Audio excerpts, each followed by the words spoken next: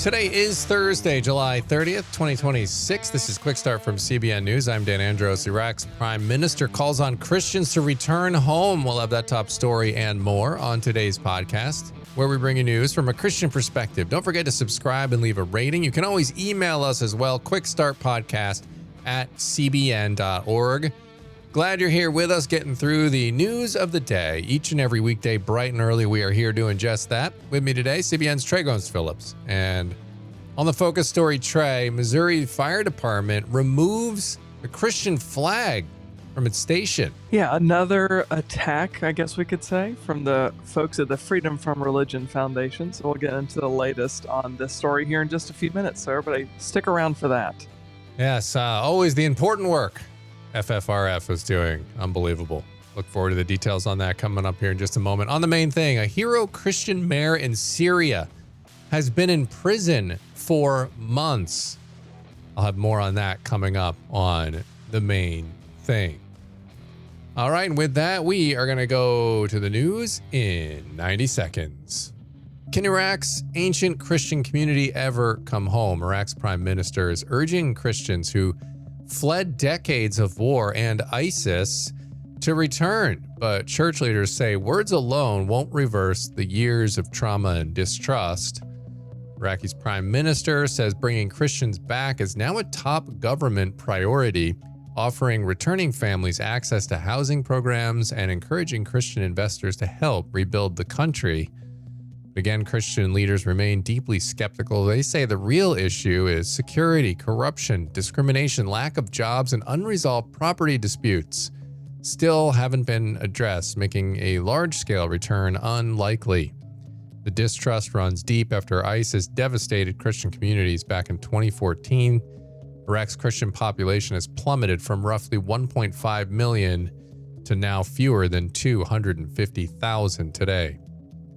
And after losing their teenage son to suicide, his parents now say they discovered his closest relationship wasn't with another person, but an AI chatbot.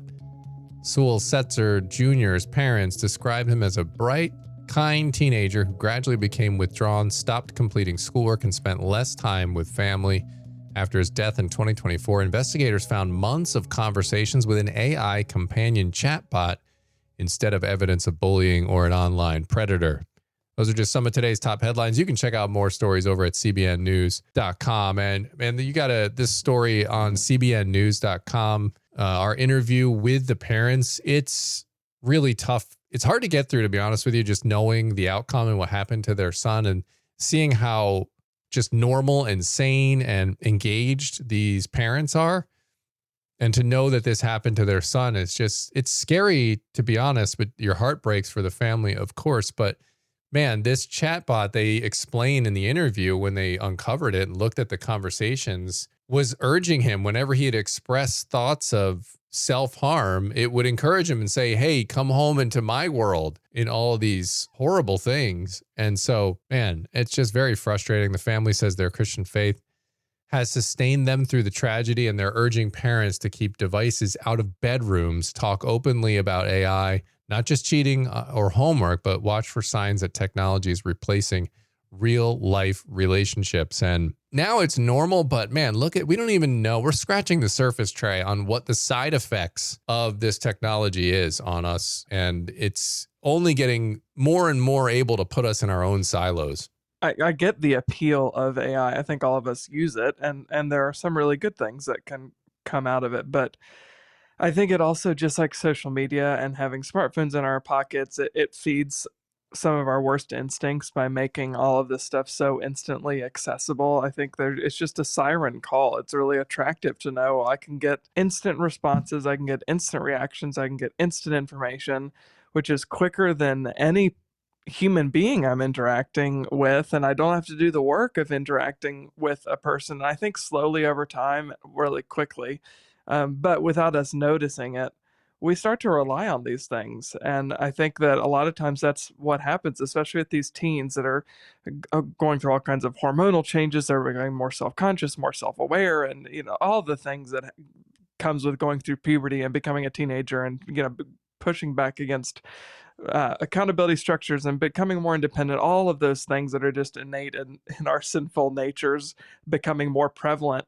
And I think at the same time, having access to things like AI and these chatbots, man, it's like the perfect storm. It's like your worst instincts are already amplified, and then give them a chatbot. And I think that these conversations that often start out innocently end in ways like this. It's incredibly discouraging and heartbreaking and terrifying, I know, for parents who are listening to this conversation or have checked out our interview on CBN. Like, man, what are my kids up to? What are they looking at on their iPhones? So yeah, I think it's a super good idea to be very aware of the apps your kids have on their phones, be very aware of the things they're doing on their laptops, on their iPads when they're in their bedrooms or alone in the living room. You can't be everywhere all at once, but you can have open lines of communication and talk about the risks of the internet, because they're going to face these issues. So you might as well go ahead and start the conversation yourself. Yeah, absolutely. And we have a hard, fast rule in our house of no technology up in the bedrooms. And that's, just like you said, eventually they're gonna have to navigate this stuff on their own time. But, in the meantime, when you do have some semblance of control, at least make it to where you're trying to build habits to where it doesn't become something that they're dependent on all the time. And nobody's going to do this perfectly. Lord knows we aren't as a family, but, it's just, you can see, I mean, when you watch this interview and you see that family, it's very clear that they're engaged parents who care. And if it can happen to them, I mean, it can happen to anyone. So hopefully their advocacy here on this issue is they can help another person who might be going through this. And so certainly our prayers with that family for sure. All right, we are going to go to the focus story now. And as Trey mentioned there at the top, this Missouri fire station kind of took down a Christian flag. Tell me about what happened here. So, a fire department in Missouri has taken down, as you just said, Dan, a Christian flag from its station after a liberal atheist group, the Freedom from Religion Foundation, sent a legal demand letter calling for the flag's removal. The Diamond Area Fire Protection District confirmed that the flag had been removed, though a spokesperson in a statement to the Christian Post declined to answer any further questions and has said to other media outlets that they will not be answering any additional questions on the matter, aside from confirming that, yes, they did remove the flag after receiving a letter. The department did, though, later post on its Facebook page that the flag, quote, has been taken down in compliance with constitutional law. And the flag in question, of course, is the traditional Christian flag that most of us are familiar with, the white banner with a blue square and a red cross in the corner that's commonly displayed in churches all across the United States of all kinds of different denominations. I would assume different political affiliations. I mean, the Christian flag, at least as far as I'm concerned, Dan, I've seen it in most churches I've ever gone to. It's, not necessarily prominently displayed in every church, but usually I've seen it in so many churches. So I think that in years past, it's been something that most Christians just kind of accept as this is the symbol, the flag symbol of Christianity. Yeah. What led to the removal here? Why'd they actually take it down? Because Freedom from Religion Foundation, they complain about a lot of things, but it doesn't always lead to actually a result. Usually it's just them complaining. So why'd they take it down? So, a staff attorney from the Freedom from Religion Foundation, Samantha Lawrence, she addressed to Diamond Fire Chief Rebecca Dunn, saying that the flag needed to be removed because its display was "quote unquote" exclusionary. And the group argued that the Christian flag, quote, has unfortunately become heavily associated with white Christian nationalism, which there's a buzzword that we've talked about a ton here on CBN, and I think is often used as kind of just a scare tactic to get people to act. They said that the flag is also associated, quote, with the January 6th, 2021 insurrection, and claimed that flying it on public property like the fire department signaled official favoritism toward one religion over another religion or even non-religion, and suggested that Christianity had supremacy over other faiths. And so has the Supreme Court weighed in on similar issues before? Is there a precedent we can look at to see what's going to happen here? So they haven't weighed in specifically on a case exactly like this, but in 2022, the Supreme Court did weigh in on a case out of Boston, where Boston, the city hall there, had three flagpoles: one for the United States flag, one for the Massachusetts flag, and one that was kind of rotated. Sometimes it was the city's flag, sometimes it was the Boston, just the Boston flag. Sometimes it was the flag symbol for uh, the uh, the city hall, their own emblem. And then they would rotate others. They would invite anybody in the area, residents of Boston, to petition to have my flag flown. And it would be all kinds of different flags. They've flown the Puerto Rican flag. They have, as you might imagine, in June, flown any number of different kinds of pride flags. And at one point, a Christian group petitioned to have the Christian flag flown. That flag was flown, and then people said, well, that's now the city, the government is promoting one religion over another. And the Supreme Court ultimately said, well, you might have had a case, but they offered for anybody to fly their flag. So by allowing anybody to fly the flag, they turned that into a free speech issue. That this is not a government flag that's being flown. It's any flag. It's any flag that's been petitioned and approved to fly. So they're free to fly that flag, and that is not Boston stating a specific religious belief over another. So there have been arguments that this Supreme Court precedent could be applied in this case here out of Missouri, but we're not exactly sure yet. This is early on, so we'll see what happens. As of right now, the fire department has complied with the Freedom from Religion Foundation's request, but I'm sure there will be more legal conversations and potentially legal action moving forward. We're just, like I said, Dan, at the very beginning of this case. Yeah, and again, we've seen them try to push these cases, and the fundamental problem with what they're arguing is they basically just don't want Christianity to exist in any way, shape, or form. And so, or any other religion as well. They just want it all out of there. Now, of course, you're going to have to propagate some values somewhere along the line. And I suppose you could argue against every single one of those. But the Establishment Clause doesn't require government to be, to host religion. There's no coercion here either, Trey. It's not forcing anyone to salute to this flag and to bow down to this flag. It's just there. You can completely ignore it if you want to.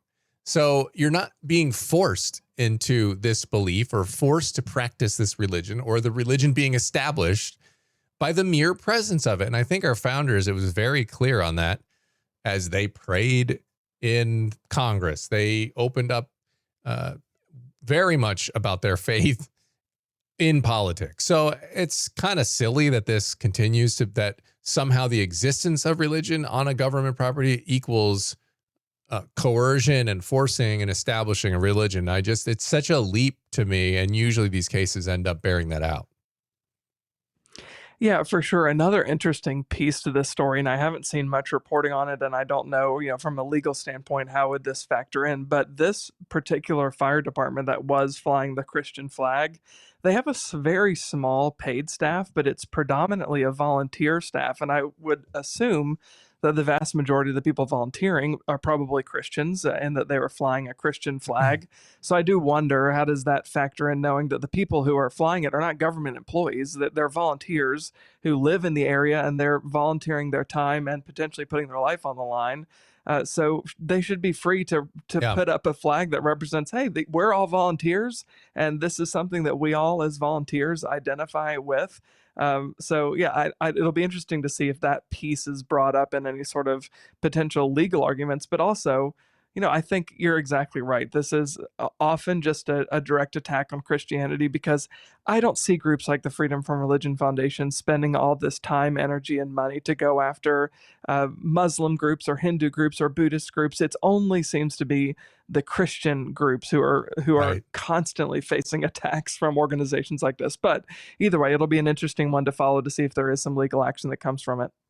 Yeah. No. And again, for all the reasons we stated, I mean, the Establishment Clause, they're making such leaps, but it doesn't mean that the government has to be hostile towards religion and root it all out whenever it sees something come up. I mean, it's common sense. And if the country that happens to be majority Christian has a Christian flag on a government property, it should not be a matter of national alarm, as the Freedom from Religion Foundation often positions it that way. And it's not establishing Christianity to simply reflect your view as a government employee, or even like you said, some of these people were volunteers.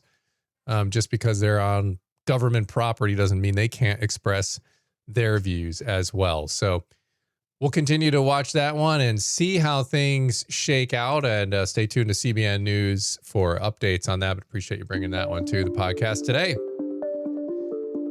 All right, we're going to go to the main thing now. And a Christian mayor who was hailed as a hero for staving off an ISIS assault back in 2015 is now in prison.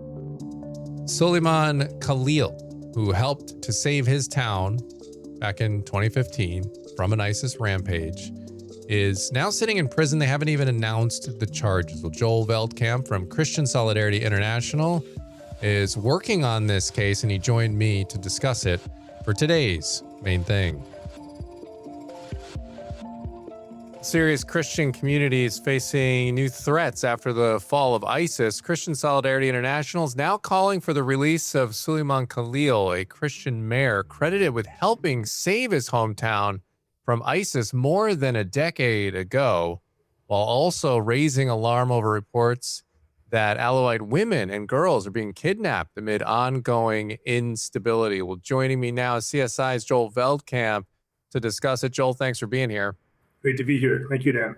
All right. So, Joel, tell me, what is the story here? I mean, many Americans probably haven't heard of Suleiman Khalil. Who is he? Suleiman Khalil was the mayor of a Christian town in Syria called Saadad. It's one of the few towns that's mentioned in the Bible that still exists today. So it's a very, very ancient town. And this town was attacked twice during Syria's civil war by jihadists. The first time they attacked the town, they occupied it for a week and they killed over 40 people. The second time they came, it was ISIS, the Islamic State, this really infamous terrorist group that attacked the town. And at that time, Suleiman Khalil was able to organize the defense of his town, push back the attackers, and prevent a massacre. And what I tell people is just a few months later, in a nearby town, dozens of Christians were killed by ISIS. So if they had been able to go into Saadad at that time, it would have been very, very bad. But thanks to Suleiman, they weren't able to. And so, man, this guy does that. He's a hero for that. How does he end up in prison now? Yeah, it's not a good sign at all for Syria's Christian community. So your viewers may know that in December 2024, the dictatorship of Syria under the dictator Bashar al-Assad collapsed suddenly. On November 26th, he seemed in charge of the whole country, and on December 8th, he was on a plane to Russia. So it was a huge shock to all Syrians, but most Syrians rejoiced. They were really happy that this dictator was gone. And so did Suleiman Khalil. We were in touch with him. We were sharing messages with him. He was so happy that the country was freed from this dictatorship. But the new government of Syria is run by men who came from Al-Qaeda's former affiliate in Syria. So these are literally the same people who attacked Saadad the first time, are now running the whole country. And they say they've reformed themselves. They say that they're ready to cooperate with the US on counterterrorism. They say that they want Syria to be a country where all people are equal. And the US has really embraced this new government in Syria. But there are a lot of troubling signs. And one of them is that they seem to be punishing people like Suleiman Khalil, strong Christians who were able to protect their people during the war, who were able to become popular leaders during the war. They're being put in prison. Is this this feels very vindictive. I mean, obviously that happened years ago, right? ISIS. I mean, I think it's over 10 years now since ISIS went on that notorious rampage in several areas around the region. So is this sort of like keeping score, and they've got people that they noted at that time? And, like you said, he gained some notoriety for his heroic acts. It seems like they're keeping score and exacting vengeance here. Is that what's going on? That's for sure what's going on. Our only question is, what level is it going on at? Is it like the president of Syria who has it in for Suleiman Khalil? Probably not. Is it the interior minister? Probably also not. Probably it's people farther down the food chain who still have a little bit of power, and they're using it now to punish Suleiman Khalil. Yeah, and I guess, and do they feel like maybe they're going to possibly be able to get away with these sorts of things, and maybe the government will turn a blind eye to that, even if they're not specifically, like you said, calling for these acts? Maybe they're going to be like, well, we won't exactly work our hardest here to get this sorted out. Yeah, exactly. And there are actually tons of cases in Syria nowadays where the police will go to a Christian's house, arrest the person, make up a charge against them, and then hold them in jail until their family brings a lot of money to pay their ransom, basically. So this is a quick and easy way for people who have a little bit of power to make money. You just go and arrest a Christian and put them in jail. The difference in this case with Suleiman Khalil is that he's quite well known, and he's been in jail for 20 months now. So it's becoming quite serious. He's not in good health in prison, we understand. He's not being allowed to practice his faith. He doesn't have a Bible. When his female relatives go to visit him, they have to wear the abaya, like cover their whole bodies, like in the style of Islamic dress. So we need to get Suleiman home. I mean, what are you guys urging here to happen? What are the actionable steps that you're trying to call for here? I know you guys are talking to the governments and at least, calling out to the governments. What are you guys specifically asking for? Now, we need him released out of jail and as soon as possible. And until then, he needs to get the medical care that he needs. He needs to be able to talk to his family freely. He needs to be able to talk to a lawyer. He's had no information about any possible charges against him or anything like this until now, after 20 months. So we're calling on the U.S. government to help. We've called on the United Nations to help, the European Parliament, and of course the Syrian government directly. But the more people know about this and talk about this, the better the odds are that they'll actually let him go. You guys have also warned about, I mentioned the Alawite women that have been kidnapped. What's happening there? Is this an ongoing pattern? What's the situation? This is a really horrible situation. So this is a religious group in Syria called the Alawite Muslims, who are about 10% of the population. And they aren't regarded by mainstream Muslims as being orthodox, we can say. They have some strange beliefs. They have different practices. But for jihadists, for extremists, Alawites are really beyond the pale. They should be persecuted, killed, enslaved. That's what you should do with an Alawite. And again, these are the people who are ruling Syria now. And they say they've reformed, and they are taking some steps to help. But what we've seen since this new government came to power is that hundreds of Alawite women and girls are disappearing. And often we're able to say they were actually kidnapped, forcibly converted to Islam, forced to marry a Muslim man. It's very similar, actually, to what happened to the Yazidis when ISIS took over northern Iraq in 2014. This was another small religious group regarded as heretics by mainstream Islam, and thousands of Yazidi women were enslaved at that time. Yeah, I recall that very well. Very tragic indeed. So how are Syria's Christian communities, now that this new government's come in? There was, like you said, that initial sort of celebration that Assad was gone, but there was obviously nerves, a little bit of anxiety of what this new government was going to do, given, like you said, the history of the new leader. So how are Syria's Christian communities coping with this sort of new reality on the ground? It's a really mixed bag. On the positive side, the draft is over. The old government's no longer drafting people. So that's a big relief to Christians. The economy is getting slightly better, which is a relief. The universal police state that used to spy on everybody and disappear people is gone. That's also a relief to Christians. But they don't feel safe. I think it's safe to say. They don't feel like the government really belongs to them or the government is really on their side. And that if they have problems with people, that they can go to the government for help. So what we hear from Christians in Syria is that a lot of them really want to leave. And that's quite grave because in the last 15 years, over 3/4 of Syrian Christians have already left the country. So we were at about 2 million Christians before the war started in 2011. Today we're down to, we don't know, 500,000, 300,000. It could be even less. Wow.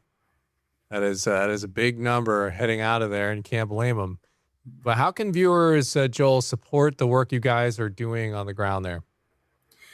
Yeah, we'd invite you to engage with us at our website, www.csi-usa.org. You can sign up for our prayer email. We'll keep you updated about cases like Suleiman Khalil or like Batul Alush, a young university student who was kidnapped from her university and apparently forcibly converted to Islam.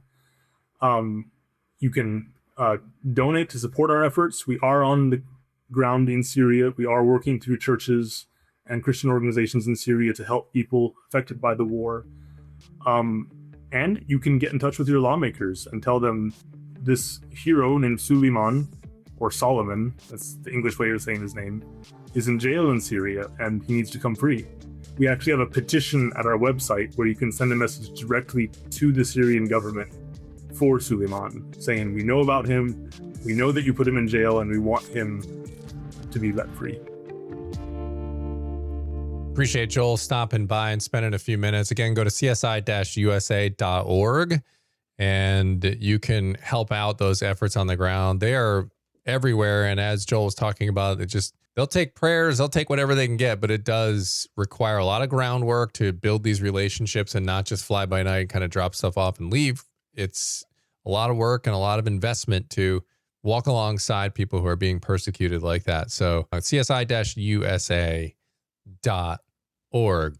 All right, that's going to leave us with time on the podcast today for one last thing. We are looking at Matthew 5:16 today. It says, "In the same way, let your light shine before others so that they may see your good works and give glory to your Father who is in heaven." When you do a good deed, right? Even our good deeds are filthy rags, but listen, we should do it with a heart that it's not about us, but it's about pointing people to Christ and saying, well, why are they doing that? Why are they engaged in this way when most people aren't?